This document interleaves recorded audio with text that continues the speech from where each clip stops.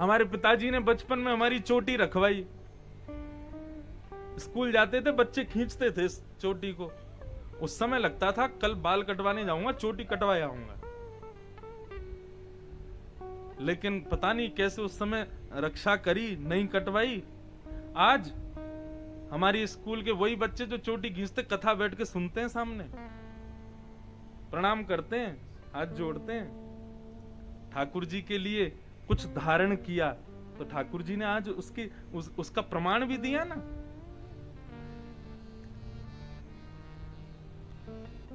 घर में यदि ठाकुर जी विराजमान हैं तो उनके लिए कुछ त्याग करो, केवल घर में कर लो, बाहर मत करो, लेकिन घर में करो। लेकिन बंधुओं, बेटी को विवाह का परिवार कैसा मिलेगा ये दुनिया का कोई व्यक्ति नहीं बता सकता।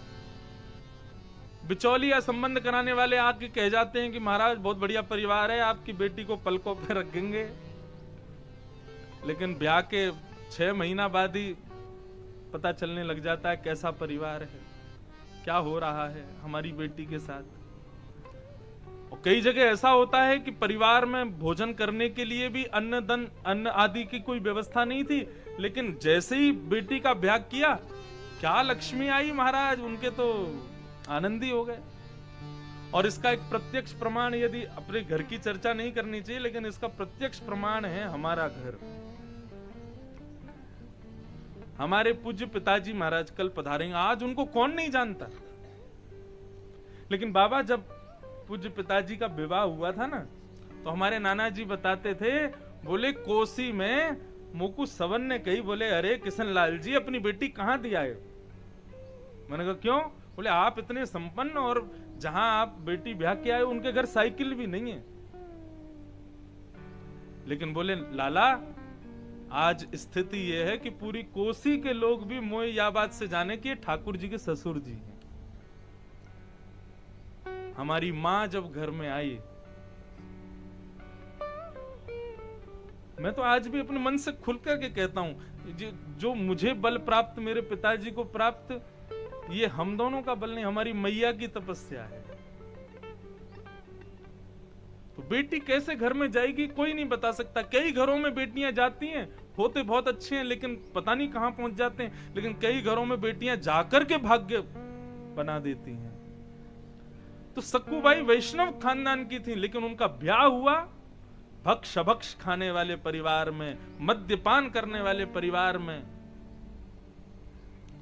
ऐसे परिवार में सक्कूबाई का विवाह हुआ। सक्कूबाई केवल दिन रात रोती थी, ठाकुर जी को कोसते हुए कि मैंने क्या बिगाड़ा था आपका। कोई भक्त परिवार ना होता तो चलता, लेकिन कम से कम ऐसा दरिद्र परिवार तो नहीं मिलता मुझको। सक्कूबाई यदि कभी कह भी देती कथा सुनने जाना है, तो परिवार के सब लोग मारने पीटने पर आतुर हो जाते थे।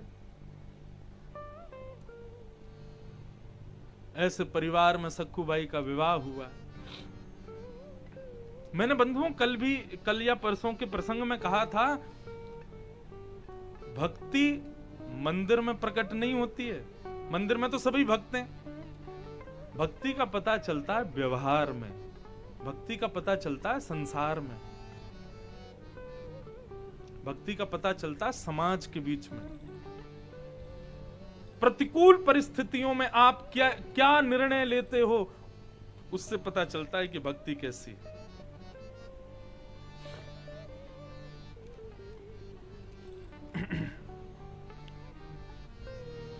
सक्कूबाई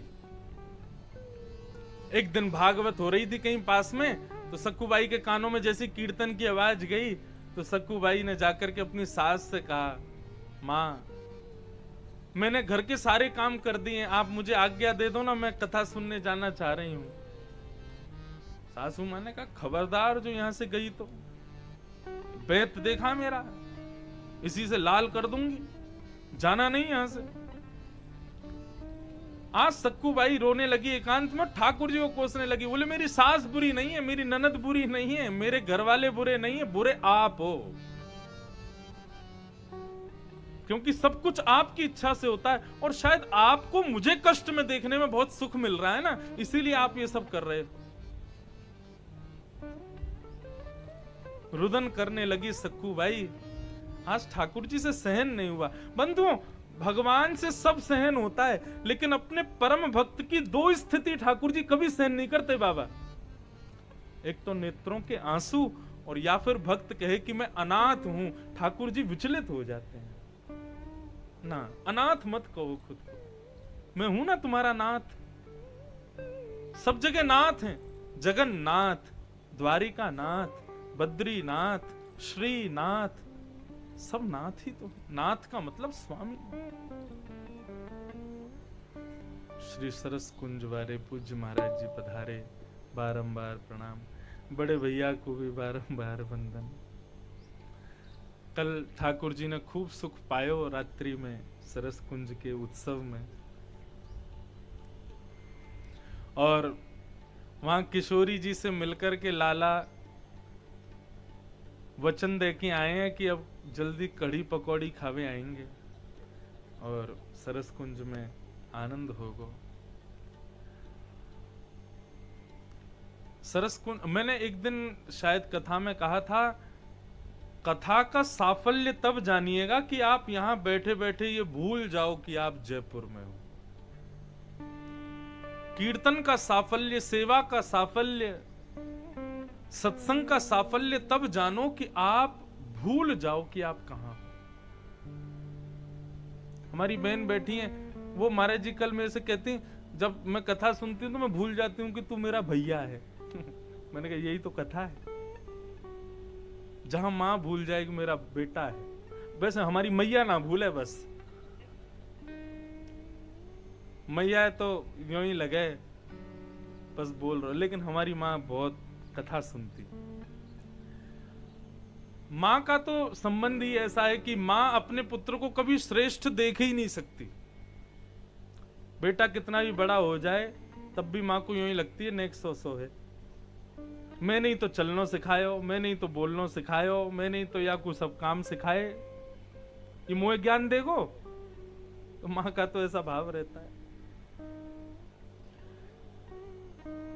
तो कथा का साफल्य क्या है, सत्संग का साफल्य, कीर्तन का साफल्य, कि आपका देह यह भी भूल जाए कि आप कौन हो। और जयपुर में जब सरस कुंज जाते हैं तो निश्चित भूल जाते हैं कि हम जयपुर में।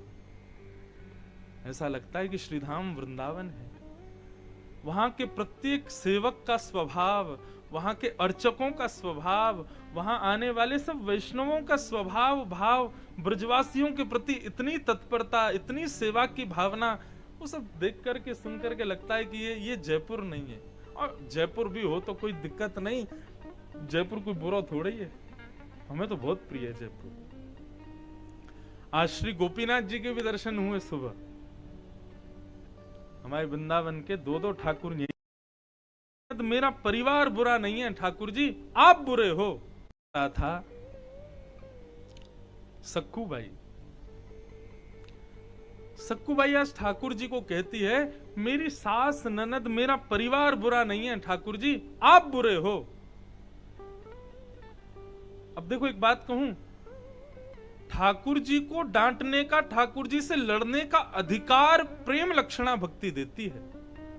यदि आपके अंदर प्रेम लक्षणा भक्ति नहीं है, ठाकुर जी से कभी ऊंची आवाज में बात मत कर जाना। औंधे गरो के मुंह के बल, नाथ हैं वो, परमात्मा है वो। लेकिन यदि आपके भीतर प्रेम लक्षणा भक्ति है, आपके भीतर उनके प्रति अगाध प्रेम भक्ति है, तो कोई नाटक नहीं करना पड़ेगा डांटने का। प्रेम जब होता है तो डांट क्रोध ये अपने आप होता है, करना नहीं पड़ता। आज सक्कू बाई रो रही है और कह रही है कि कोई बुरा नहीं है, संसार में सब अच्छे हैं, ठाकुर जी आप बुरे हो। आप नहीं चाहते कि मैं आपकी कथा सुनूं, आप नहीं चाहते कि मैं आपके सत्संग में जाऊं, आप नहीं चाहते कि मैं आपके पास आऊं। नहीं आऊंगी आज के बाद। आज मुझे पता चल गया कि मैं अनाथ हो गई हूं। और मैंने निवेदन किया बंधुओं, ठाकुर जी को अपने प्रेमी भक्त का हर कष्ट सहन होता है, लेकिन प्रेमी भक्त के नेत्रों के आंसू और उसके मुख से निकला गया ये अनाथ शब्द ठाकुर जी सहन नहीं कर पाते। गोपियां गोपी गीत गाती रही, ठाकुर जी सुनते रहे, लेकिन जैसे ही रुरुदु स्वस्वरम राजन, जैसे ही गोपियों के नेत्रों में आंसू आए, ठाकुर जी रोक नहीं पाए खुद को। तासामाभिर्भूत सौरी स्मयमाय भुकाम्भुज पीतांबर धर स्वगवीर साक्षात् मन्मथ प्रकट हो गए।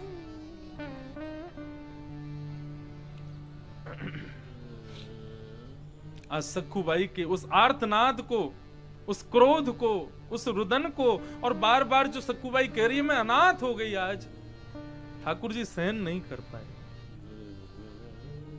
और इतने में ही सखुबाई की सास का रूप धारण करके ठाकुर जी प्रकट हो गए और दम दम चलते आए, जैसे उसकी सास चलती थी वैसे ही आ गए और आकर के सखुबाई से बोले, ए रोती क्यों है? स्वर नहीं बदला, स्वर बिल्कुल वैसा ही है जैसे सास का था। अच्छा कथा में जाने को रो रही है, चल जा कथा सुनने चली जा। जैसे ही सखुबाई ने सुना कि मेरी सास कह रही है कथा सुनने चली जा, आज मेरे विवाह को इतने वर्ष हो गए, आज तक कभी मैंने नहीं सुना कि चल सखुबाई कीर्तन करया, चल सखुबाई मंदिर घूमा, आज कह रही है कथा सुना। सखुबाई बोली मां सच में जाऊं मैं? बोले हाँ, अब मैंने बोल दिया ना, चल जा, तू भी हो क्या, अब मेरे लिए भी प्रसाद ले आइयो और समय से आ जाइयो, नहीं तो डंडे से लाल कर दूंगी तुझे। सखुबाई तो आनंद में आ गई, बोले हाँ मां मैं जल्दी आ जाऊंगी। दौड़ करके गई, जाकर के कथा में खूब नाची, खूब भुजा उठा उठा करके जय जयकार लगाए, खूब कथा सुनी, खूब रोई कथा में। व्यास जी के चरण पकड़ लिए, आनंद में आ गई, बिल्कुल ठाकुर जी को इतना धन्यवाद कहने लगी, जय हो नाथ, अब भले ही 10 साल तक कथा में मत बुलाना, मैं आनंदित हो गई, आज क्षण भर का सत्संग मिल गया, बस अब मुझे और कुछ नहीं चाहिए। लौट करके सखुबाई गई, ठाकुर जी तो अंतर ध्यान हो गए, असली सास बैठी थी। सखुबाई ने जैसे भीतर प्रवेश किया, सास बोली कहां गई थी? बोले मां आपने आज्ञा दी थी ना, तो कथा सुनने गई थी। मैंने आज्ञा दी थी? झूठ बोलती है, बर्तन धुले नहीं, कपड़े पूछे नहीं, और ये सब काम घर के छोड़ के तू कथा सुनने किसकी आज्ञा से गई? अरे मां आपने ही तो कहा था कथा सुनने चली जा। बोले झूठ बोलती है, मैंने कब कहा तुझे?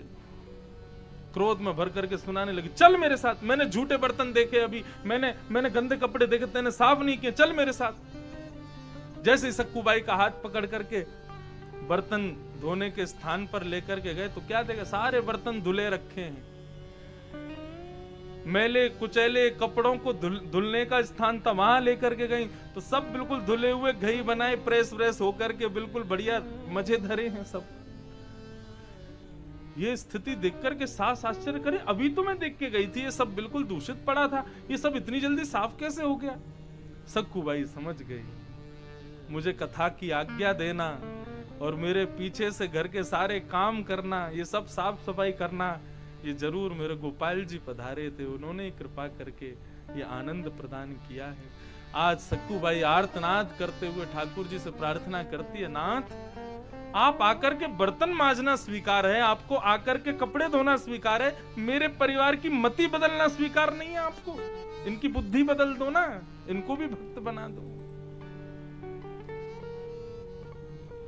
ऐसे सखुबाई के परिवार पर ठाकुर जी ने कृपा की और सब भक्त हो गए।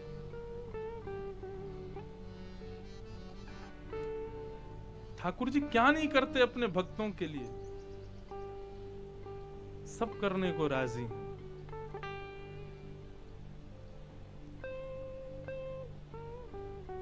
आज पांडव रुदन कर रहे हैं, याद कर रहे हैं कि ठाकुर जी ने क्या नहीं किया हमारे लिए, मेरे सारथी बन गए, मेरे